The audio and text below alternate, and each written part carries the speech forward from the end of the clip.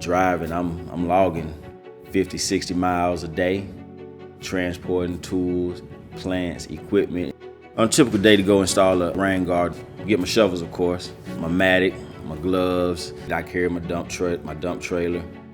I got my rocks in it, my mulch, my compost. If I need to bring heavy machinery, I load it up on there as well.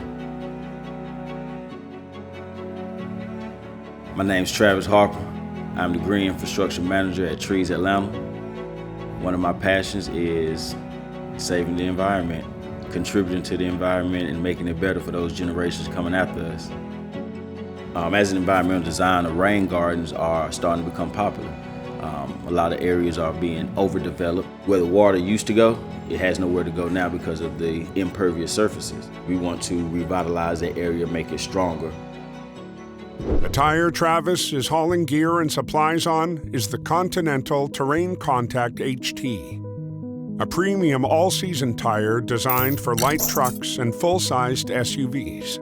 It balances on-road manners with off-road durability and features Traction Plus technology, which provides improved traction and durability, better grip on wet roads, and quiet road noise.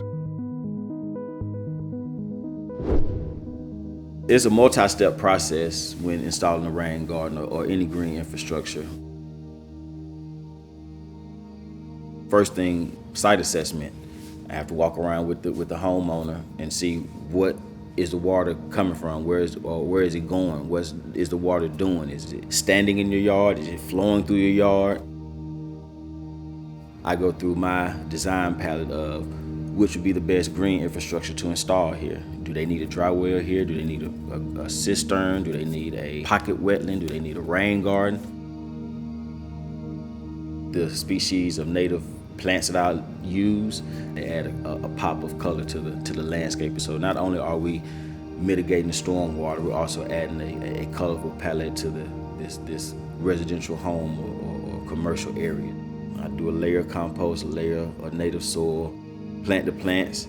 I like to plant them in it. When you're looking at the rain garden, you see the shortest ones in the front all the way to the tallest ones that may be in the back. Then I build a berm. Berm is basically, it's like a bowl, and that's what helps keeps the water inside the rain garden.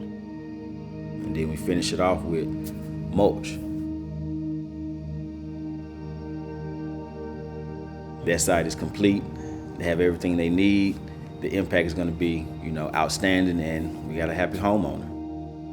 So even with all those miles I've driven, I still got more to drive. Still got more rain gardens to install, more trees to plant, more conservation to do, and we'll get it done.